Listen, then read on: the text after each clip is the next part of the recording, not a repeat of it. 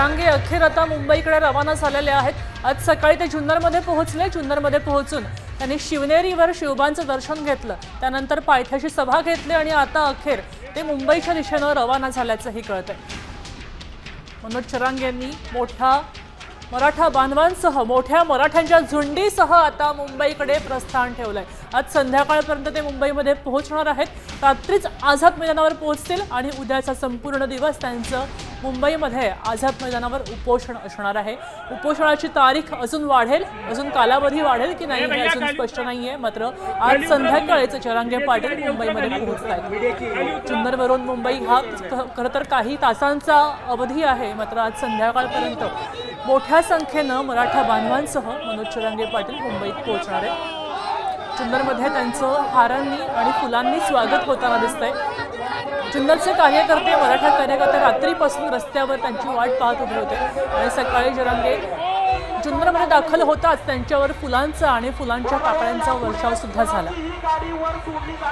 मात्र आता शिवबांचं दर्शन घेऊन जरांगेंनी मुंबईकडे प्रस्थान ठेवलंय। दुपारच्या वेळी जरांगे मुंबईकडे रवाना झालेले आहेत। आज संध्याकाळपर्यंत ते मुंबईमध्ये आझाद मैदानापाशी पोहोचणार आहेत। केवळ 5,000 आंदोलकांना परवानगी मिळालेली आहे, तीही केवळ एका दिवसासाठी। तेव्हा एवढे मोठे मराठा बांधव इतर वेळी कुठे थांबणार हा प्रश्न पुन्हा एकदा अधोरेखित होतोय, पुन्हा एकदा निर्माण होतोय। जरांगेंनी सांगितलेलं आहे की एका वेळी 5,000, काही आंदोलकांनी दुसऱ्या वेळी बदली व्हायचं आहे। मात्र इतर आंदोलक अशा वेळी मुंबईमध्ये कुठे थांबणार हा एक मोठा प्रश्न पुन्हा एकदा उपस्थित होतोय। आज दुपारीच जुन्नरवरून शिवनेरीवरून जरांगे आता मुंबईसाठी रवाना झाल्याचं पाहायला मिळतं।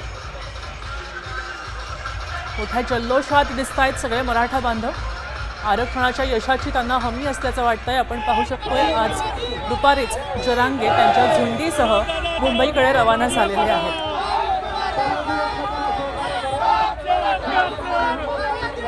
जरांगेंच्या कारवर सुद्धा फुलांचा वर्षाव मोठ्या प्रमाणावर होतोय। वाहन चालक दिसू नये इतपत ही फुलं पडतायत आणि त्याच वेळी एक मराठा बांधव मात्र समोरची काचेवरची फुलं बाजूला करतोय। आपल्यासोबत प्रतिनिधी माधव सावरगावे जोडले गेले, ते आत्ता त्या ठिकाणी उपस्थित आहेत। माधव, मला काय सांगाल, त्या ठिकाणी मराठा आंदोलकांमध्ये कशा प्रकारे उत्साह आहे, जल्लोष आहे, कसं वातावरण आहे? काल जेव्हा निघालं त्यावेळेस जे वातावरण होतं ते आज दिसू लागलेलं आहे। सकाळी शिवनेरी किल्ल्यावर शिवाजी मातेचं दर्शन घेऊन आरती करून त्यांनी पूर्ण शिवाजी महाराजांना तिथं नतमस्तक झालेलं होतं आणि त्यानंतर किल्ल्यावरून मुंबईकडे रवाना व्हायला सुरुवात झाली। त्याच दरम्यान जुन्नरच्या बाहेरच जंगी स्वागत त्यांचं करण्यात आलंय। मोठमोठे क्रेन्सच्या वतीनं त्यांच्यावर पुष्पवृष्टी करण्यात आलेली आहे आणि प्रचंड उत्साह आहे आणि मोठ्या संख्येनं जे महाराष्ट्रातल्या वेगवेगळ्या भागातून ज्या रस्त्याने येत आहेत ते त्यांच्या मागे आहेत, काही जण पुढे आहेत, काही मुंबईपर्यंत पोहोचण्याची माहिती आहे। त्यामुळे जो कालची जी गर्दी दिसत होती तीच आता हळूहळू पुन्हा त्यांच्या बरोबर जमायला लागलेली आहे आणि त्यांच्या मागे आहे।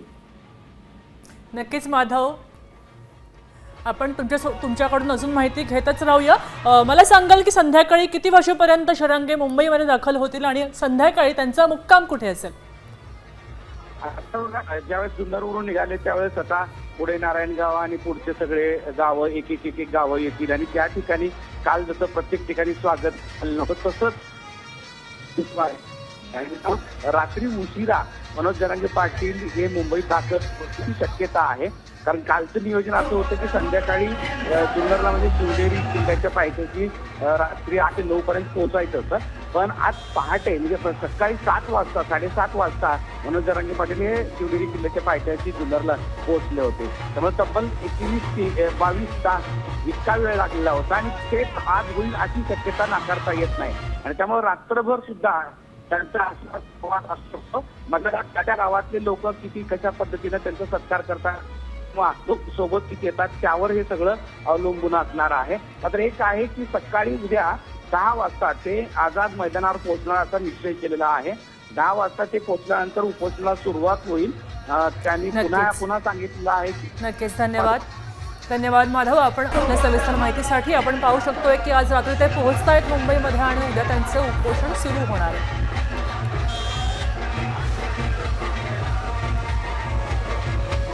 आता isakal.com आहे देशातील नंबर 1 ची मराठी न्यूज वेबसाईट। प्रत्येक अपडेटसाठी isakal.com ला नक्की भेट द्या.